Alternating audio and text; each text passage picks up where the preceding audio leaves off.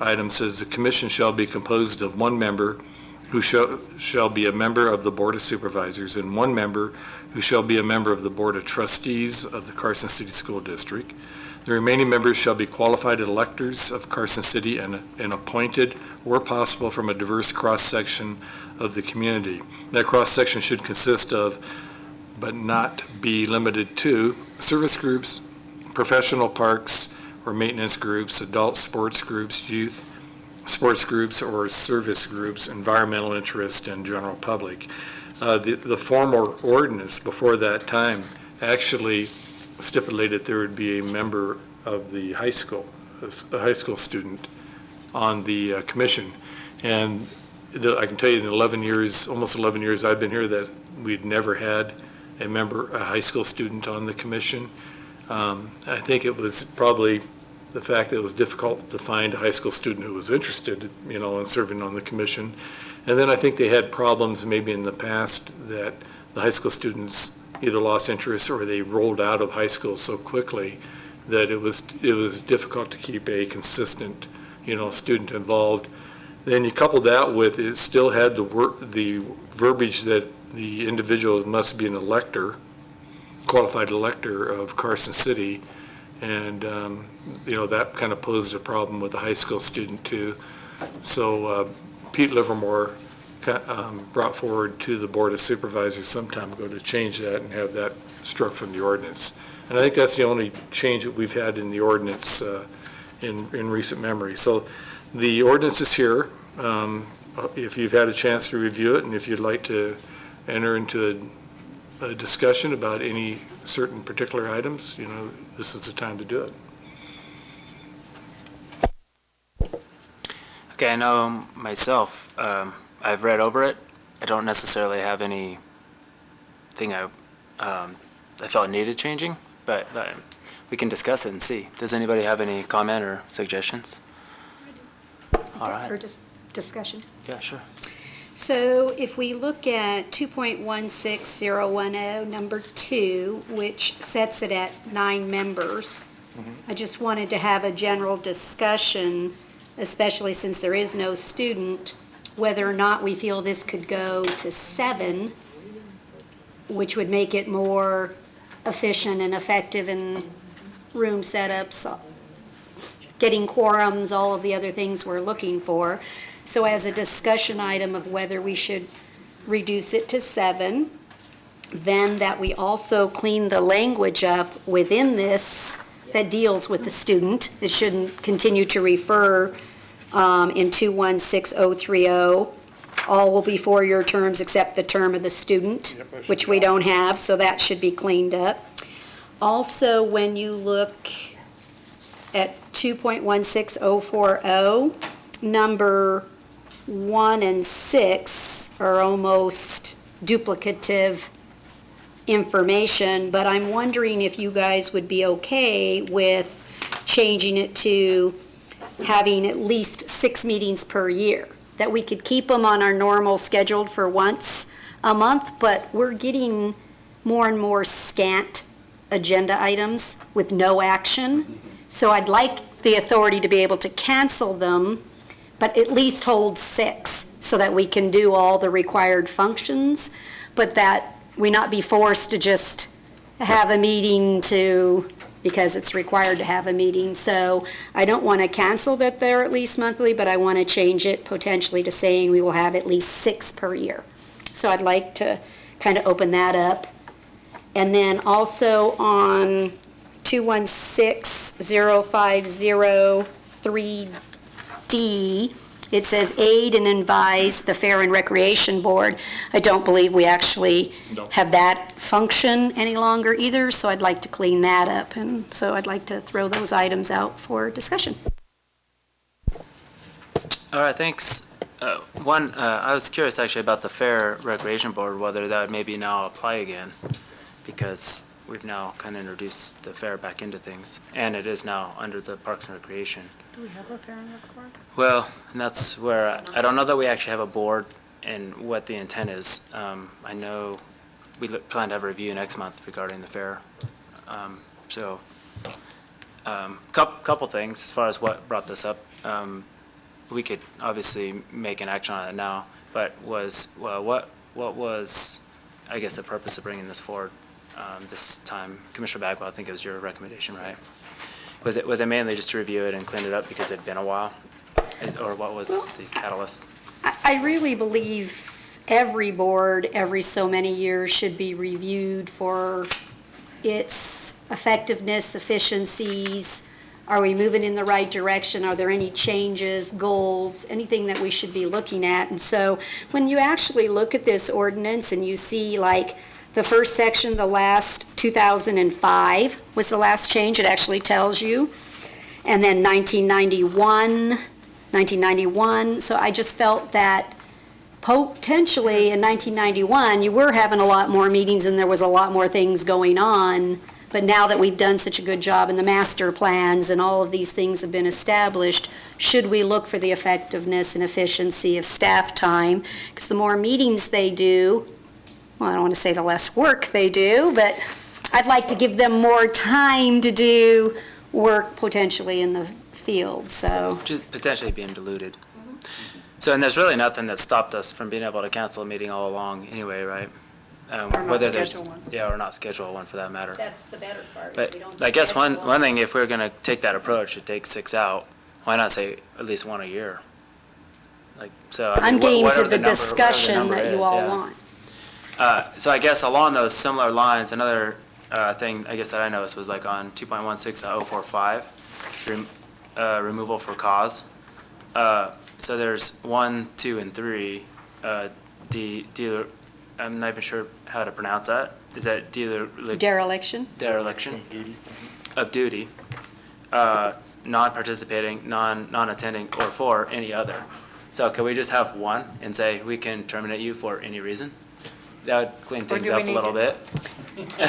Do we need to be specific? But if now, again, if we're cleaning it up, is it worth going through? Because there was several things throughout. I didn't quite think it was the intent of that, where I should really wipe everything out. But I think a lot of that really, that could be, could have an argument to fit this. Maybe we should just have it, the goal of be on one page.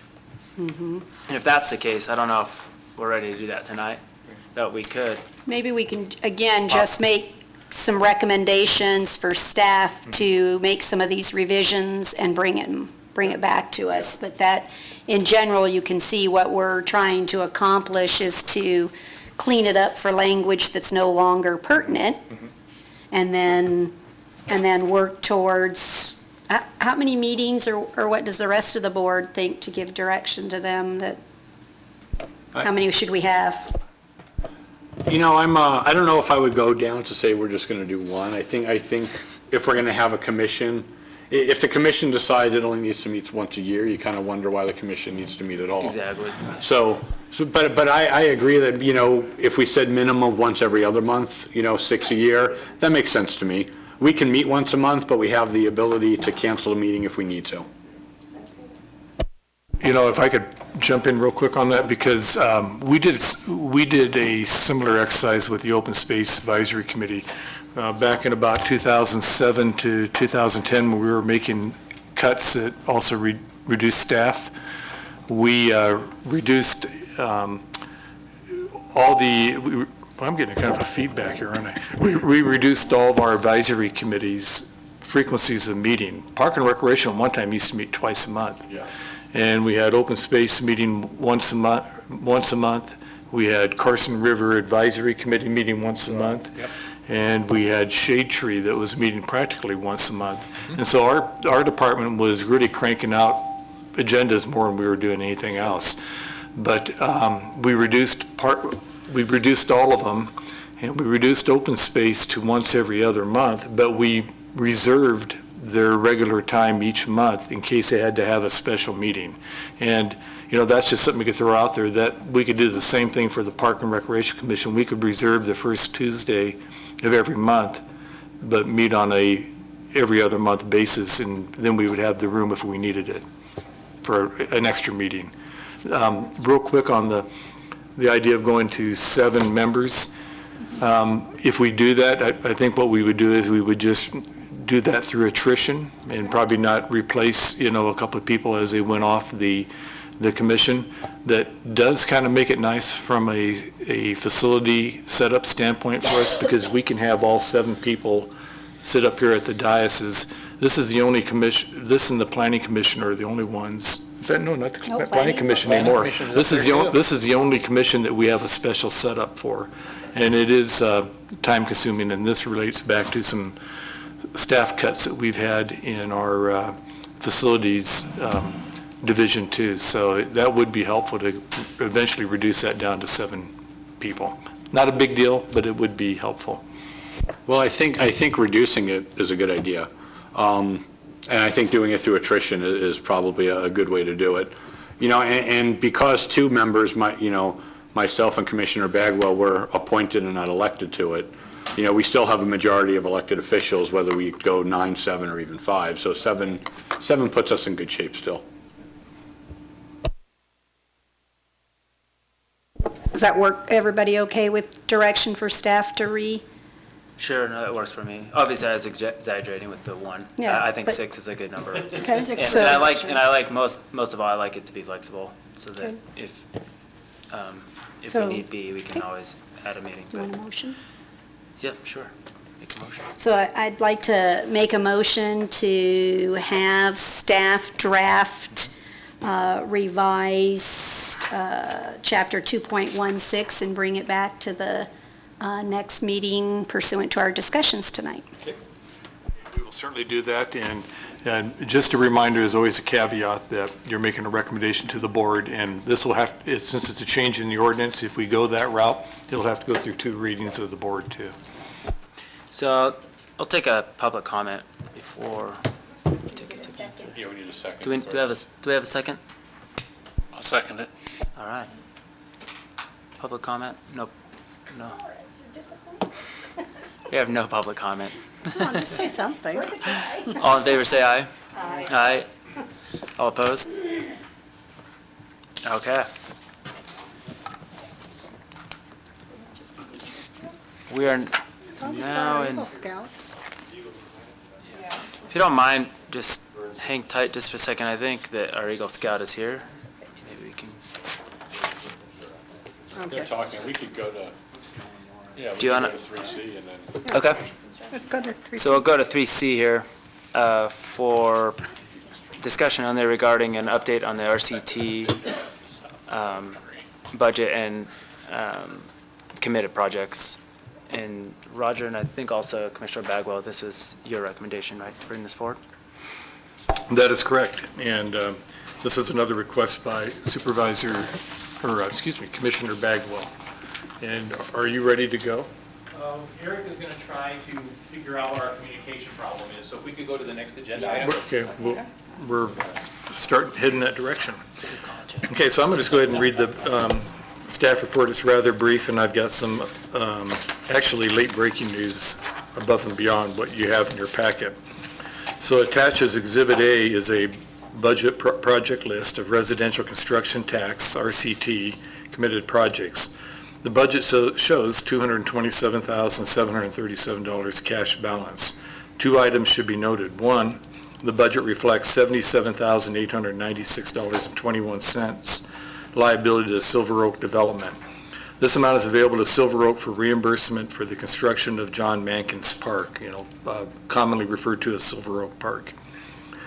Staff is working with Silver Oak to effect this reimbursement. Staff met with Mark Turner Wednesday, August 19th, regarding this matter. Mr. Turner is searching for verification, invoices, receipts, etc., of expenses for the park.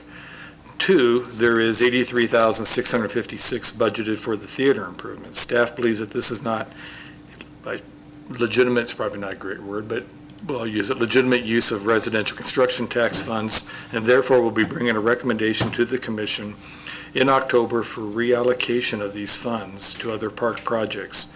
In addition, the amount attached to Centennial Park and Roberts House Carriage House projects are funds left over from completed projects. Staff has been discussing potential projects for cash balance minus the liability for Silver Oak, which amounts to $149,840.79, and is planning on presenting those recommendations to the commission during their October 15th meeting. If you look at Exhibit A, that's basically the spreadsheet. You can see that we have starting fund balance of $5,000. Centennial Park was a leftover project from the ADA improvements there. We have leftover funds of $9,500. We have leftover, a little over $6,200 from the Roberts House Carriage House project. The theater project, which I mentioned at $83,656. Again, what staff is going to recommend is that we reallocate that so that it would be earmarked for neighborhood park type projects. Then our intent would be, because as you know, we have the 1/8 cent sales tax that's going to help fund improvements to the community center. Our intention would be, that project is in line to start in 2017, I believe, after talking to the Public Works Engineering Division. Our intention would be over the next 2 fiscal years, pay that back through the balance of carryovers through question 18. We don't want to short that project because we've been trying to save money all along to try to do some projects for the theater. That money would still be available that would be able to align with the 1/8 cent sales tax amount that's earmarked for the project. And we have $18,529 on park trail improvements, undesignated projects of $18,844. The Silver Oak liability of $77,896.21 no longer exists. We have paid Mark Turner and Silver Oak off in full. They have about another $70-some thousand, $72,000 in invoices and revenues, or invoices and receipts. They're still building houses. I think Mark is projecting to build another 17 houses this summer, or during this construction season. And as we collect those residential construction tax, and we'll be able to pay back. And so we'll be able to pay that project down. Interestingly, I think, is that Silver Oak is still only about 54% built out. So there's a lot more building that could take place down in that development. And then we have $8,000 in other park tax, and that is basically a collection of the one-off type projects. They're not associated with a development. They're not part of a development agreement that stipulates you have to have dedicated parks, landscaping, and dedicated open space areas. They're simply single individual houses that are built, scattered across the community. So we expect that, it looks like building is coming back into the area. The economy's starting to pick up. We're expecting to have, well over probably $25,000 that we'll be collecting in this current fiscal year that we will have money that then we can reimburse. Now, we're going to have an internal staff meeting, I think it's next week actually, that staff is going to sit down and we're going to talk about some of our neighborhood park needs. We have a lot of deferred maintenance that the new law now allows us to use those funds for improvements, not just new facilities or new parks. We're going to be taking a look at, number one, what we think our highest need is to take care of some of the maintenance that we have not been able to fund over the past several years because residential construction tax would not allow us to do it, and we had very little general fund capital improvement money to work with. So we're going to come back to the board, as I mentioned before, at the October meeting. We'll have a list of recommendations of how to reallocate this money, and we want to move forward to get the money spent and get it off the ledgers, I guess. So with that, I'd be happy to answer any questions you may have.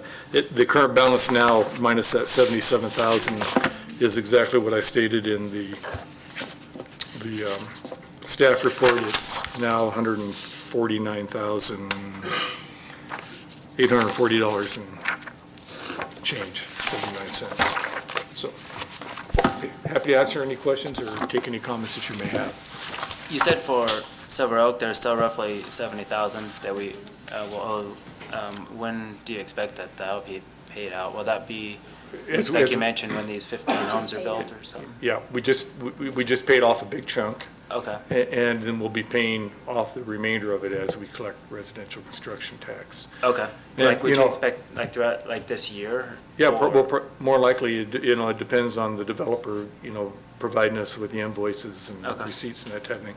And that really kind of, I think, sort of hits home on the action we took with the Schultz Ranch development, where we basically, with the board's approval, decided not to collect the residential construction tax, and instead, let them complete the projects and not tax them.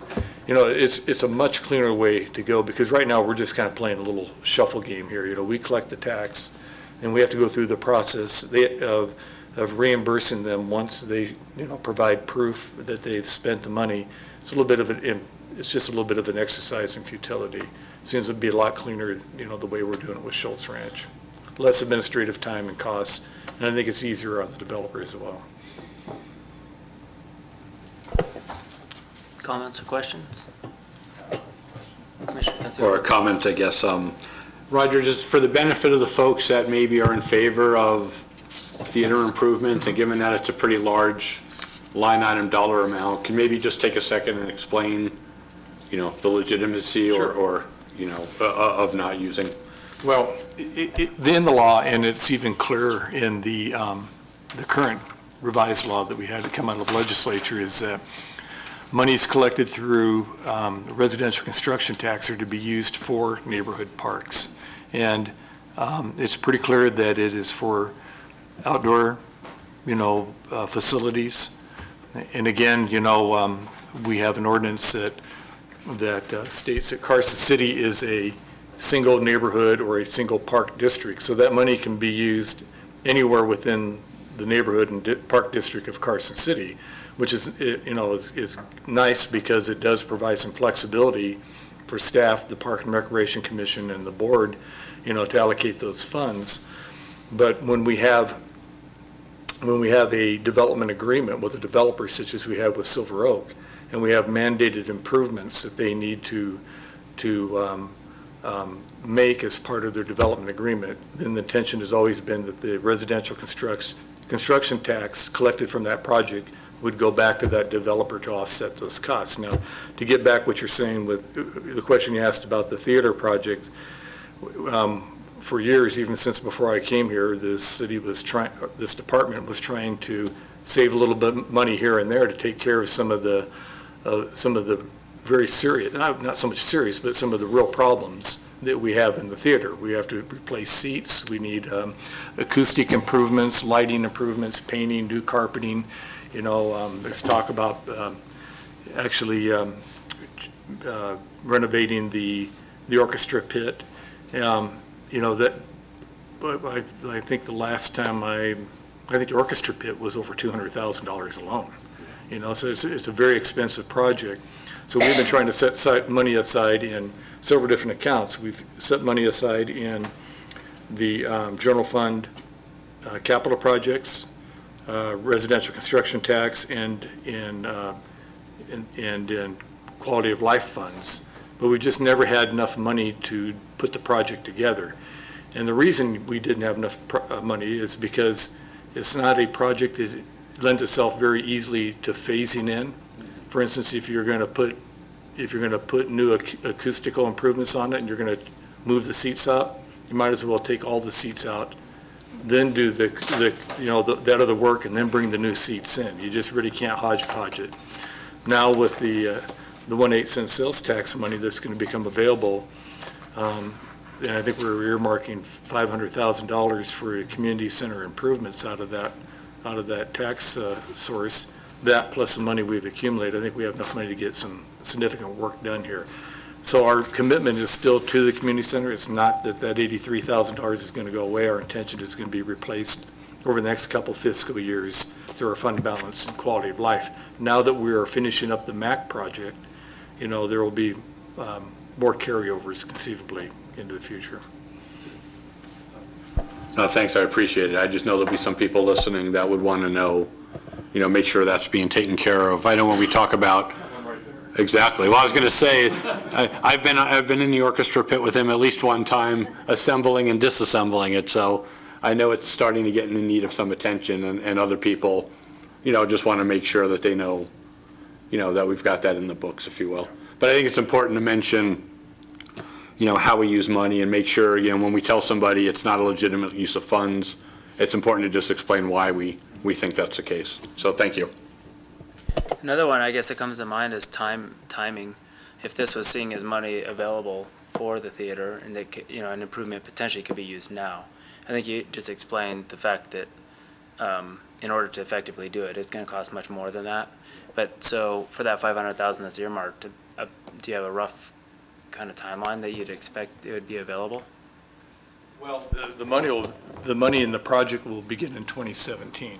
Okay. Now, going into that, we're going to be hosting public meetings, just like we did with the downtown Carson Street project, and other projects, to get stakeholders, people who are using this facility on a regular basis, who have, vested interest in it, to get their opinions, and, to hear what they would like to see in this building, as well as just the general public too.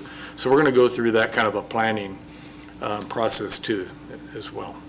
They'll be starting in the kind of mid-2016 timeframe? More likely, yes. Okay. Any other questions, comments? Yep, Commissioner Peckwell. Just in general, there's also a regulation or ordinance that deals with the residential construction tax. So is there a process where those parks that would realize there's $149,000 available, is there a process of application, or just as in general, what would they do if they were interested in having a project within their park? We have opened that up in the past, haven't we? Mm-hmm. Yes. And we've actually, I think, placed ads in the paper. Correct. Announcing that, that we were going to be bringing forward residential construction tax recommendations to the commission, and allowing anybody to come forward with their recommendations as well. And I see no reason why we couldn't do that. We couldn't replicate that situation again. I just think it's a opportunity, because there may be some community members that would be willing to help with the project or match the project, or we might be able to do more if they knew, maybe they come in with sweat equity to do some of the project. I don't know. I just think it would be a good idea to put it out there, we don't limit what we're looking at.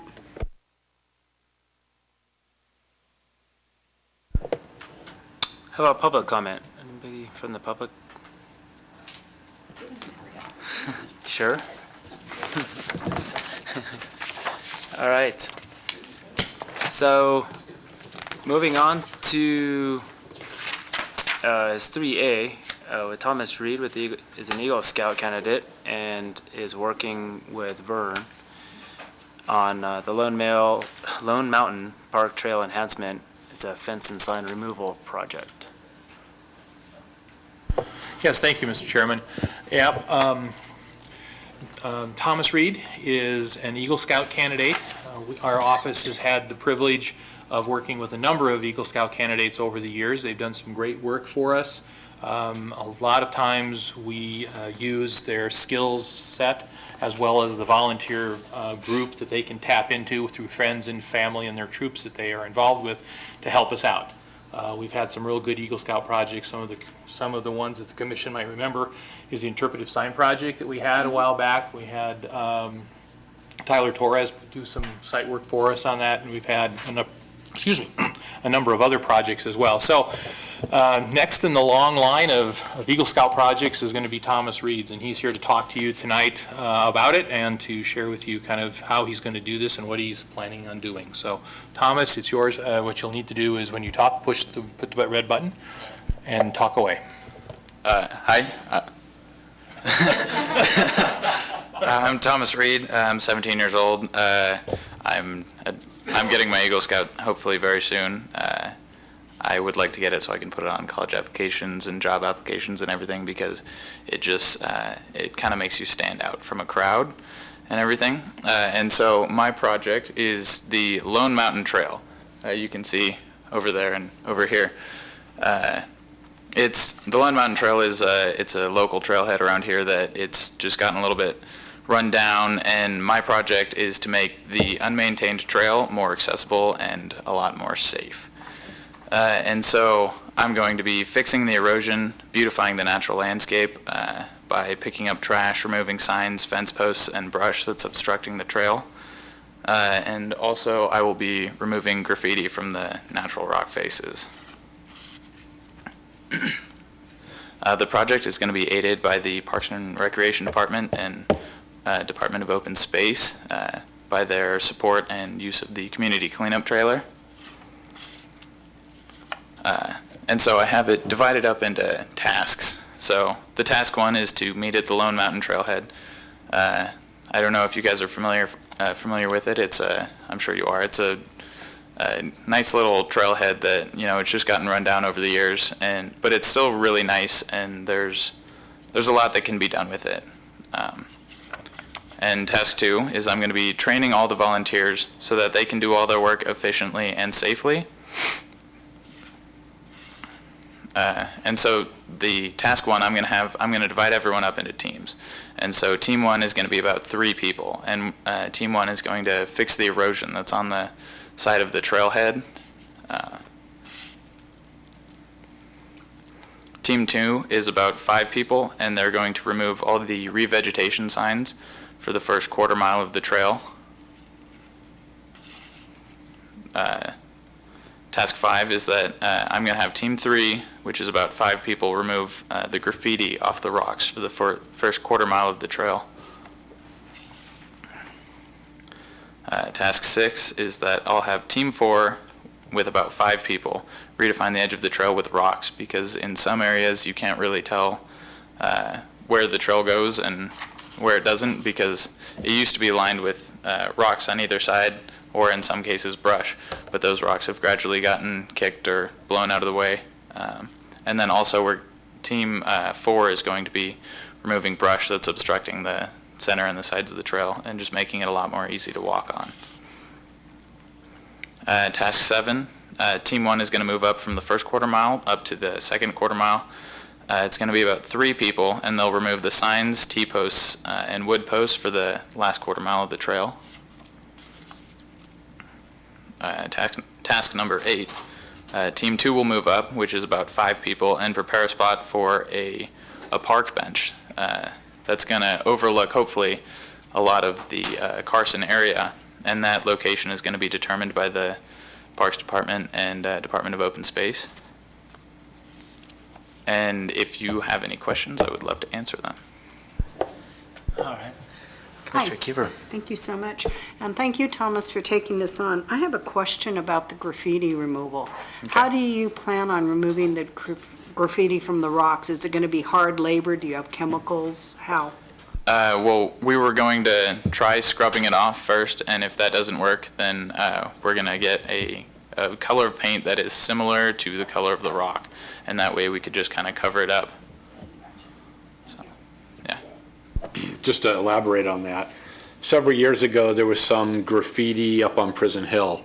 It wasn't really graffiti, it was actually, I think, a group of kids trying to help others find the way, but nonetheless it was paint on rocks, and we wound up over the course of several runs up there, just with some of the sagebrush laying around and dirt and whatnot, just kept scrubbing on the rocks, and surprisingly it came off relatively easy in most cases.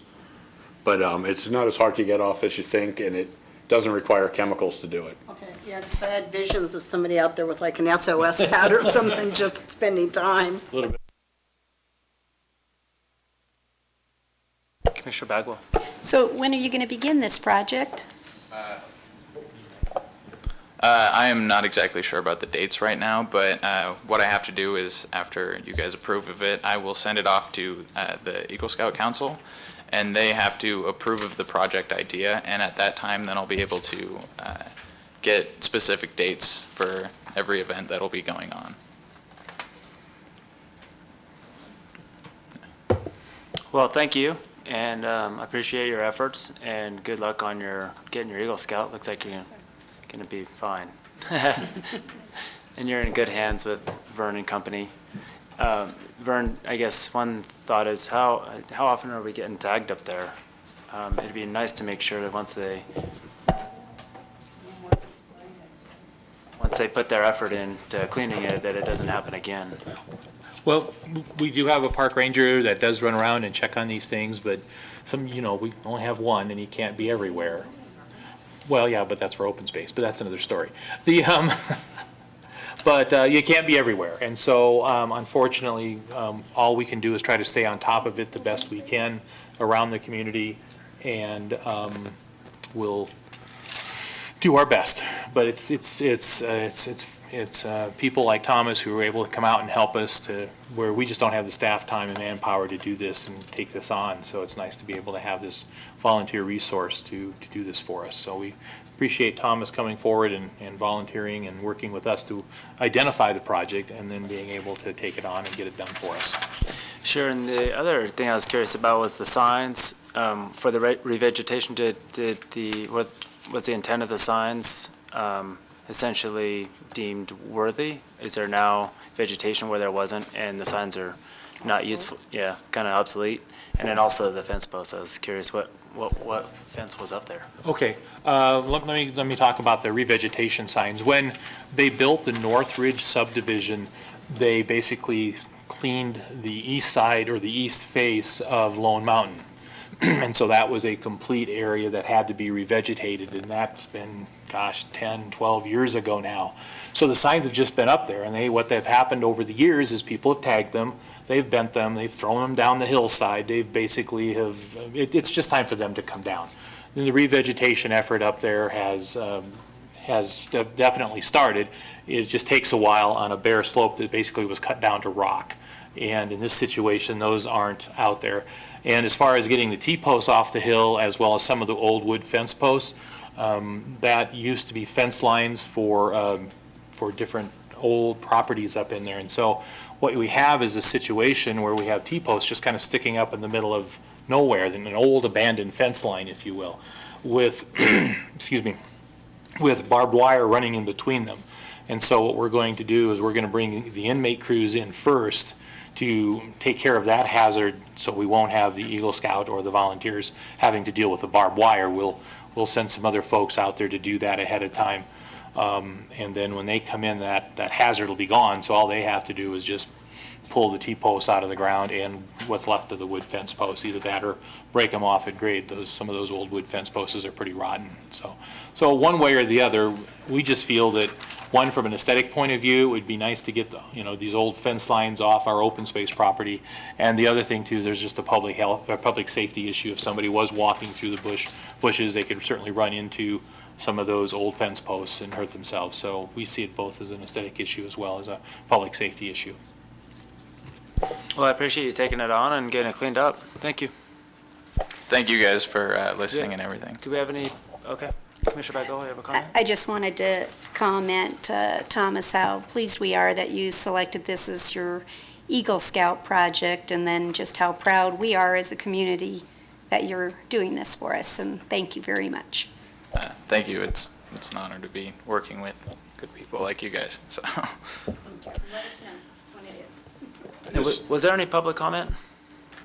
Maurice? We really want public comment, but we just can't get any. Thank you. Just so the commission knows that when Thomas does get done with his Eagle Scout project, and that it's been, so when he's done, he will come back, just like he's done with other Eagle Scouts, to come back and report to the commission on how it went, what were some of the things that were successful, what were the things that maybe didn't go the way they were supposed to, but just give you a report on it, and we'll have him back when that's all completed.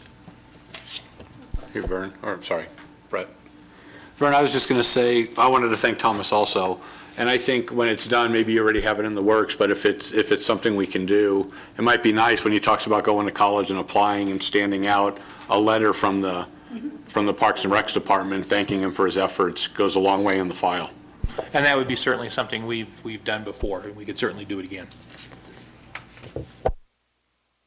All right, we look forward to seeing you again.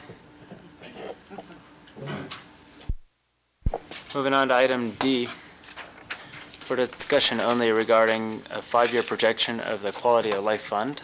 which is also known as question 18, and the revenues. Roger. I'll just kind of pass over on the staff report. Let's just go right to Exhibit A. I think everybody understands how Quality of Life Fund works and the percentage breakdown of the tax revenues that's received into the 40, 40, 20 as per category. But this is actually probably maybe some good information that you can keep, that we can use as we get closer to determining our budget for the next fiscal year. Nancy Polson, our new finance director, has put together a 5-year projection of just the revenues out of the Quality of Life Fund. And she's basically calculating or predicating this on about a 4% increase in revenues year to year for the next 5 years. So you can kind of see the growth that we have. This group really has, purview over the 40% parks capital and the 20% maintenance. Interestingly, and I didn't bring the figure with me, but in fiscal year 20, where we're at $2,657,163, I think that is about where we were in 2005. So it kind of gives you an idea of that'll be a 15-year span. We're kind of back to the future again. But the nice thing about it is that, again, as we mentioned with the residential construction tax, hopefully things are on the upswing, and we're hopefully seeing some improvements and some growth in our funds. And that's really all I have. I'd be happy again to try to answer any questions or hear any comments that you may have. Just to make sure I understand it, when you're talking about that $2,657,000 in 2020 being the same as it was 15 years prior, that's also without, the swimming pool would have been here. Would Edmonds have been here at that time? Yeah. Okay. So it's mainly, the MAC would have been the largest purchase in that time frame? That is correct. Okay. Questions, comments? Commissioner Curtis? Yeah, I guess, I'm sorry, I'm late. That's all I can say. First time I think I've ever done that. But anyway, so my questions, if this is not, I guess, going to be a review of the question 18 fund, all we're looking at is just the revenue that's coming in, because I would have thought, there would have been a lot more information than made available, such as what's in each project account, and if there's any consideration of moving things around or whatever. That's one side of it, the revenue, but the other side is the expenditures. And are we waiting for the budget to look at this? Well, or? we are, we will have augmentations, I think probably in, this might be as late as December. So at that point, after the augmentations are, completed by the finance department, we'll have a better sense of where we are exactly in all these funds. Okay. So we can bring this back with a Okay. complete review of the Quality of Life Fund. Probably want to wait till after the augmentations, though. So December, January? Yeah. And then we'll be getting pretty close to kind of ramping up for the next fiscal year budget preparations at any rate. And the capital projects probably would come along around that same time as well? Because the idea is if we have some funds available, let's look at all the pockets and see where we Yeah, might that want to. would be a good time to start discussing capital projects as well. Okay. Yep. Thank you. I also was curious about that also, about potentially moving, maybe changing some of the percentages around based on maybe focusing more on maintenance, maybe less on projects, but when would that be a good time? Would that be a good timing to discuss that in December as well?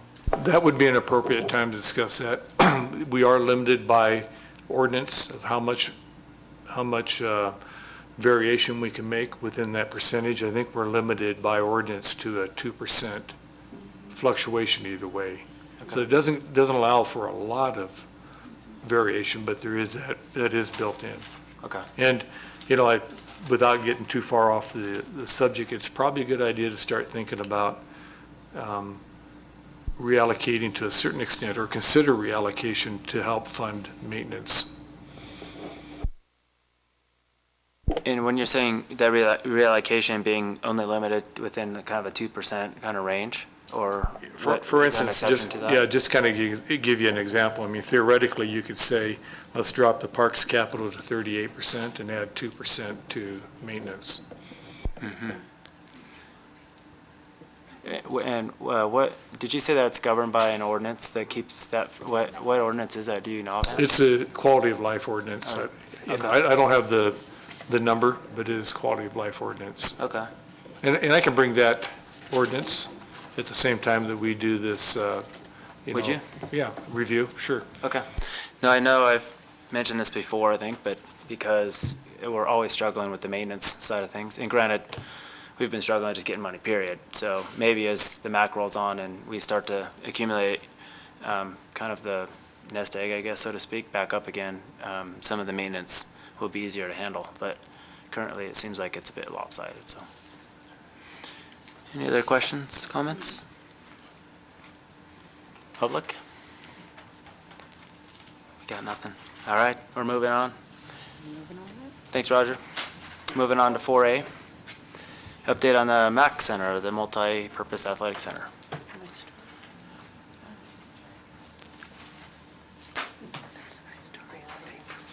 That was, I saw. Did you see the pictures? Pretty cool. Okay, we decided we'd give you a little review on the MAC. The project's moving along really well. Of course, what you see is the architecture's rendering of the elevation of what the project's going to look like upon completion. The project is on time. We're still looking at, the contractor still believes that he'll have the project substantially completed. Hopefully we'd have a certificate of occupancy in December, early December.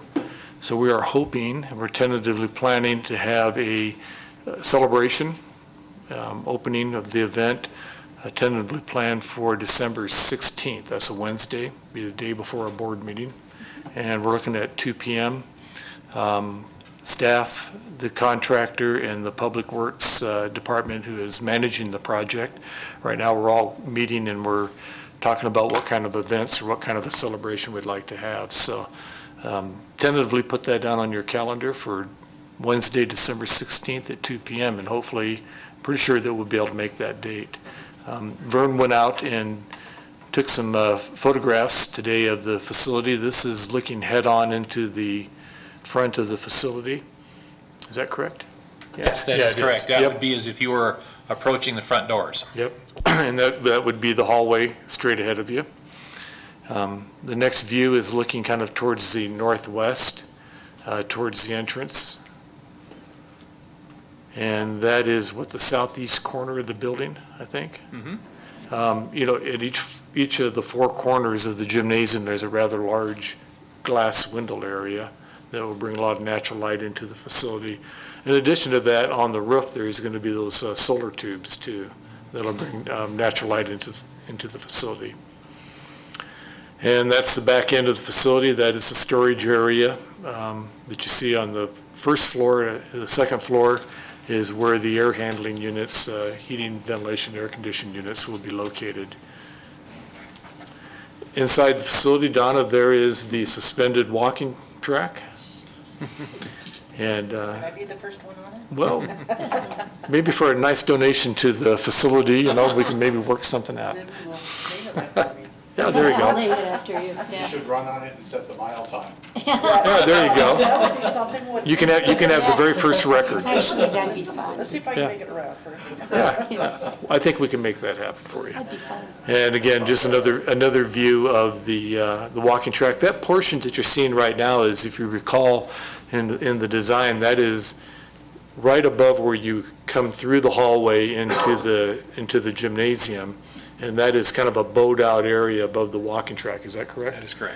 And it's kind of a little architectural, I guess, statement, yeah. You know, we have weekly meetings with the contractor and the Public Works Department. Every Thursday, we meet and we discuss the project. At the last meeting, last Thursday, Brent Tippett, some of you remember Brent, the architect on the project, was at the meeting, and we were walking through the building, looking at it, and he was telling me that they designed a very similar building in, I think it's in Farmdale, Utah. And it's very similar to this one, and he said it's also going to have that bow in the walking track. It's the first time they've ever designed a bow like that in the walking track, so they're kind of excited about that.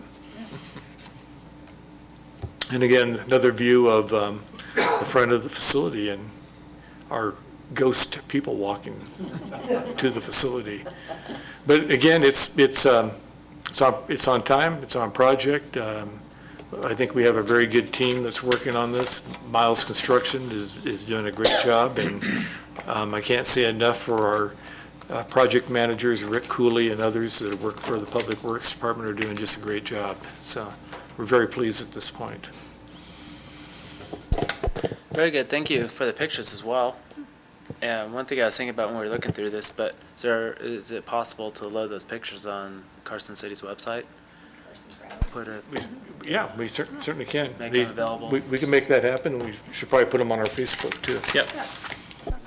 All right. Thank you. Any other comments? Commissioner Kieber?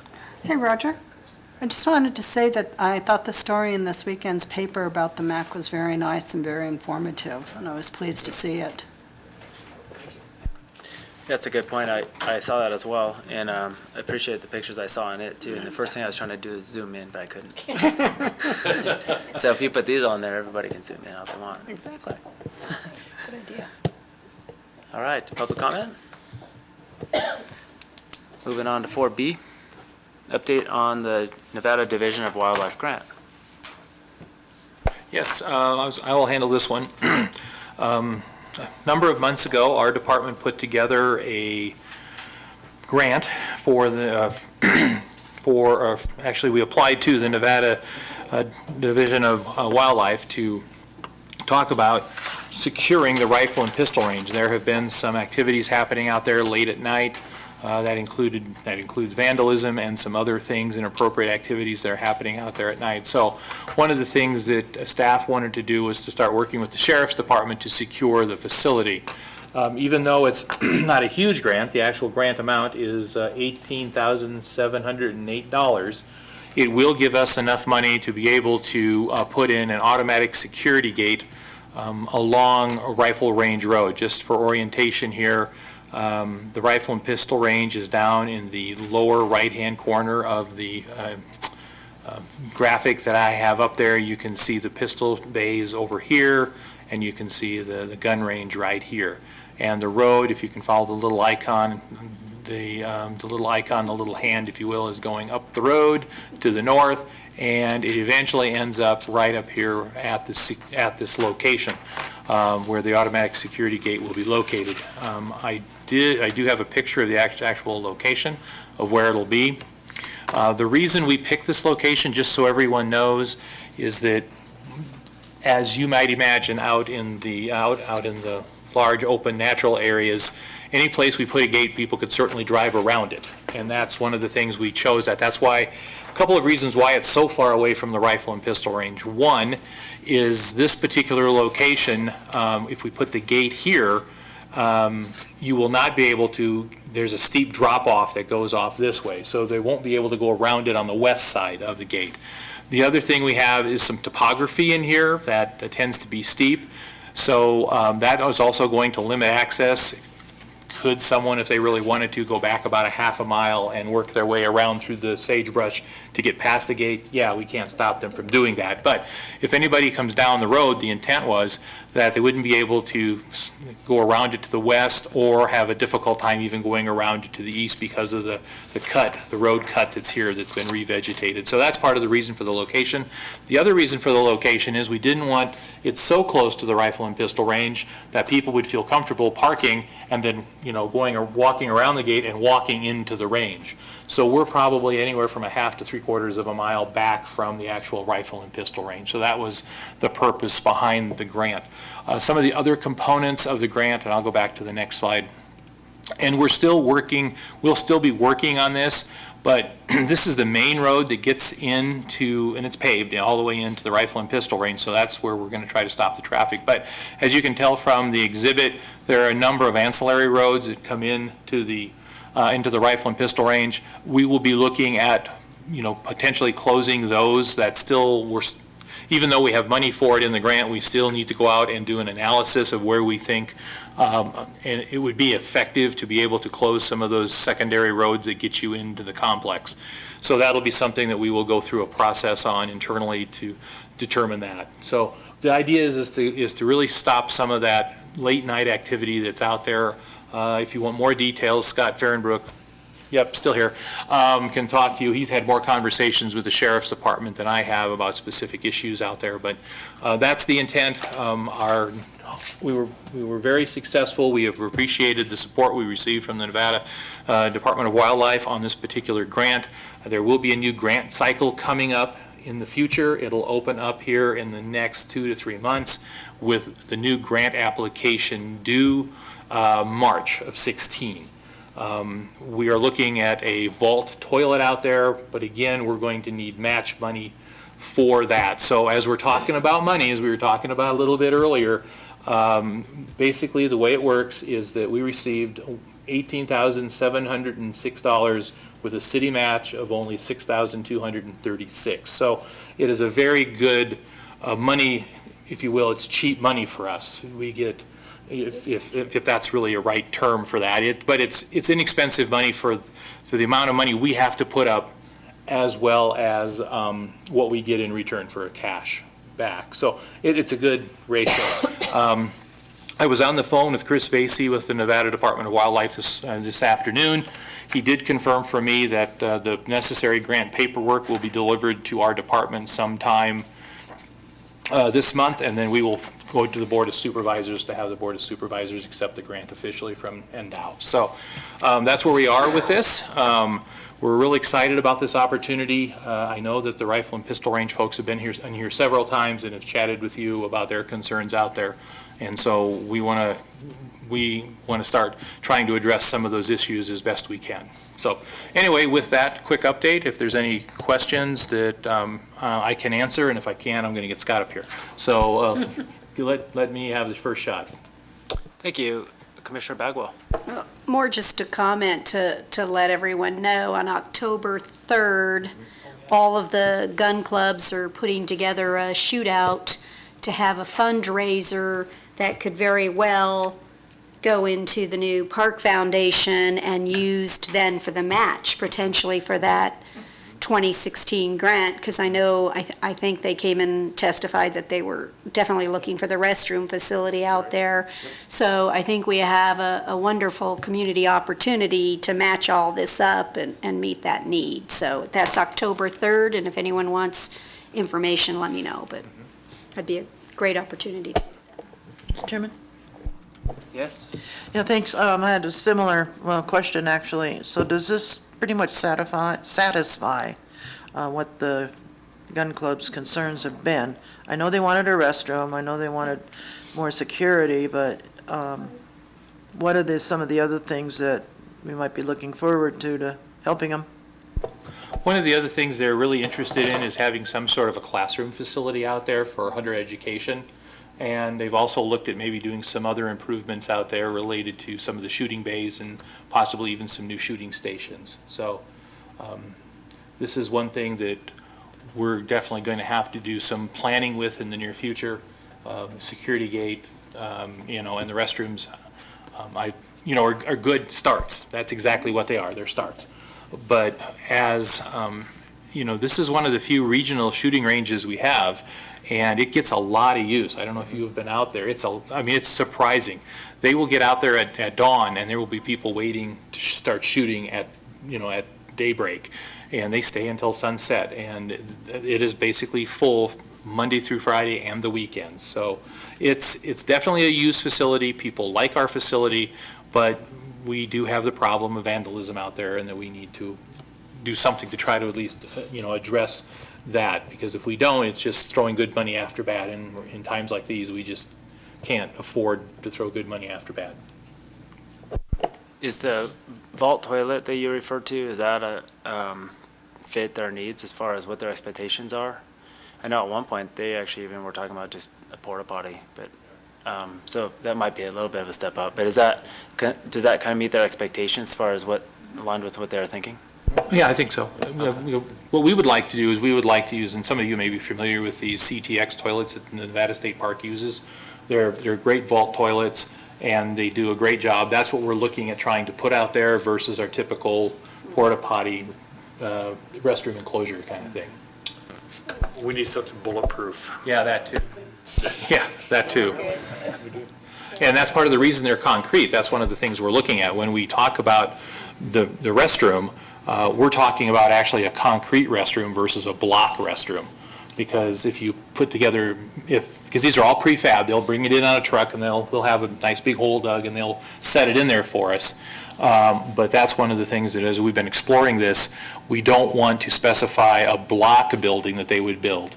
We can actually build concrete, and they can actually build it out of concrete. And so it's not bulletproof, but it takes a beating a lot better than from somebody trying to shoot it up than a masonry block building would. So we spent a lot of time looking into this and talking with the folks there, so.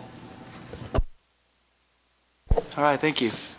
Any other, Commissioner Cole? So, just one last thing, like, what do we, I don't know that owe is the right word, but what do we owe them out of the BMS track? Is it like 20 grand or something like that? Yeah. Is that the number? 20 grand, yep.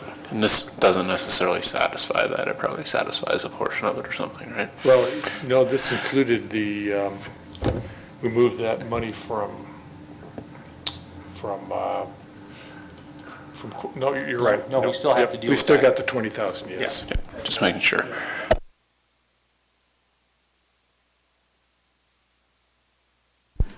Any other comments? Just like with everything, we're just going to try to cobble different money funding sources together to come up with a match that's going to work for us, so.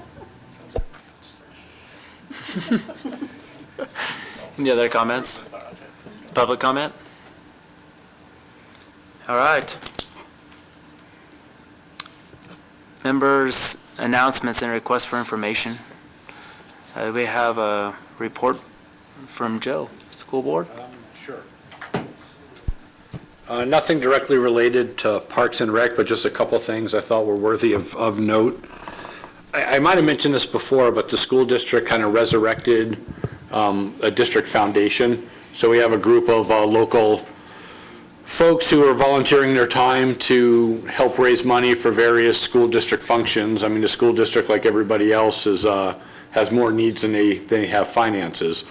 So some local citizens got together and we revamped our foundation, and they're raising money from, for bigger scale projects down to individual classrooms where teachers can apply for money to help offset their own personal costs, for educational supplies and whatnot within the classroom. So I just wanted to take another opportunity to thank those folks for stepping up. And then the high school has a new club called, the acronym is RED, R-E-D, and it stands for Remember Everyone Deployed. And I thought it was a great club. It just recognizes all the soldiers that are deployed throughout the world, and they discuss and find ways to help support them and their families. So I just wanted to again thank them for their efforts. I think it's a worthwhile club. And that's all I had. Thank you, Joe. Commissioner Kiever. Yes, a couple things, Roger. I read the paper again, and I was wondering, for those out there in the audience who may not read the paper, if you could explain just briefly about the new park app I read about, and then if you could explain about the new park ranger and what territory he or she is going to cover. Wouldn't mind. What was the first question? Park app I read about. Oh, the park app? Yes. Okay. Is that yeah. the active.net, I think it was? It's, that was a little bit of a misinformation. It's not really an app. Okay. Basically, we are instituting a new consumer user interface on our ActiveNet program.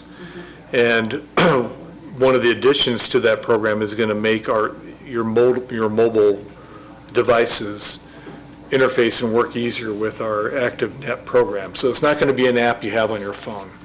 It's just basically if you're signing up for a class or you're trying to make a transaction, you'll be able to do it easier through your mobile devices. The second comment was on the park ranger. We're going to be Thursday at the Board of Supervisors meeting, we're going to be asking the Board of Supervisors to give us permission to approve the creation of a new position, and it's an open space park ranger position. So where would this individual patrol? He'd be patrolling our open space properties. You know, as you know, we had received the land transfer, the deeds to the property from BLM, which overnight doubled our open space properties. We went from 3,500 acres to 7,000 acres. A lot of the property, particularly property on the east side of Carson City, is very accessible to the public, which is nice. The bad part is it's very accessible to the public. And so we get a lot of illegal dumping, some graffiti, we get vandalism and that type of thing. So we feel strongly that it's imperative that we have an individual who can write citations and try to control that type of situation out there. Yet we want an individual that is going to be sort of our eyes, ears, nose, feet, and hands on the ground out there to interface with the people who are using the facility, to educate them, to provide user assistance if needed, and also to perform some light maintenance work and actually run some maintenance crews on occasion. So it can be kind of a dual position.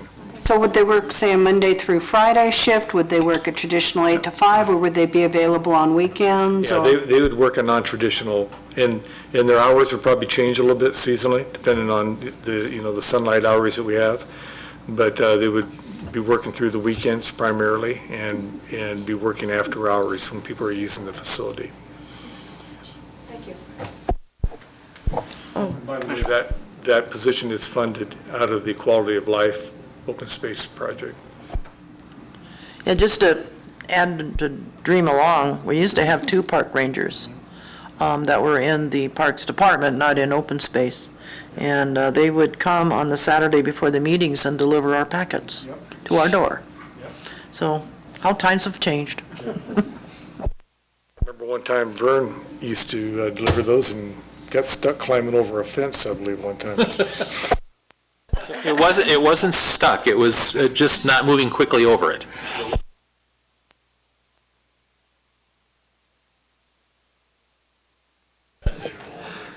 Any other comments? All right, moving on to public comments. Do we have any? We got no public comments. For possible action on adjournment. Oh, wait a minute. Future agenda. Oh, I'm sorry. Yeah, Future agenda items, I'm sorry. yes, may I? Yeah. Okay. You may. Roger, we had talked earlier, several months ago, about having the corridor downtown project come here, and we thought we would be, is that still on the books? Are we? Yeah, we can certainly do that now, and I can add that to the future agenda items. Looks like October is going to be a fairly busy month. Uh-huh. Maybe we can add that to the November meeting. Okay, so as long as it's not to completion yet, this is what, at 30, it was at 30%? It's And I think it's at, I don't know, Vern, do you know it? Is that 60%? Yeah, it's at 60%. In my last email correspondence with Danny Rotter, who's the project engineer from Public Works on that project, the 60% plans were due in from the consultant team today, September 1st. So we will have the opportunity to start reviewing the plan or the construction documents. So we're at 60% right now. Okay, well, I would hope that, we could get in as soon as possible. I know you're talking about a busy agenda, but we don't want to miss the opportunity, at least I don't. I could just comment, anyone that would like to see the first round of the 60%, tomorrow will be the first showing at the Redevelopment Authority Citizens Committee meeting here tomorrow at 5:30. We will have the 60% design, and it's one of the 2 agencies to receive the public comment. So if any of you actually would like to comment on that and have an opportunity for it to get into a recommendation to the Board of Supervisors, tomorrow's meeting would be a great opportunity for that, or then at the next RTC, because that's the other public body that will accept. So I just thought I'd throw that out there if you're What- interested. What time? Could you say the It's time? at 5:30 tomorrow here, Okay. so they'll have that packet if you want to see the new design and information. Thank you. Roger, I think I had mentioned, but could we do disc golf? I think you might already have it on there. I do have it on there. Okay. I've got it written in there. Okay. You know, as long as we're talking about that, I did, well, through the course of the meeting, added some items to the future agenda item based on the action or decisions you made today. And one of them next month would be to bring forward proposed changes to the Park and Recreation Commission ordinance. It's that time of the year again where we need to talk about the awards from the foundation. And Donna has been active in the revamping, I guess, or basically the foundation report, and so we'll probably have a foundation organization, and we'll have a report on that. Yes, if I could just add, let's try to get David Bogley, who's going to be the president of the foundation, to come here and make a presentation. That would be good. David and I have had that discussion. Great. And we're going to be looking at, we talked about the 60% Carson Street plan, probably geared towards November, and then December, we'll be looking at the Quality of Life Fund review with the Quality of Life ordinance as well. And capital projects. And capital projects, thank you. Please don't forget my report. The report that I made several months ago, it's, I don't know, I don't even remember it now, but it would be good to, if we could put it on the agenda too. The one that I made to the Board of Supervisors? Didn't we do that? No, we did not. Okay. We're supposed to do it this time. Okay, you're right. So I'll get that on there. You might want to resend that to me. if you Yeah, have it. I will. Okay. We'll put that on for October. It'll be short. Promise? It's 20 minutes. Not my fault. All right. Any other comments, questions, possible action on adjournment? So moved. All in favor, say aye. Thank you.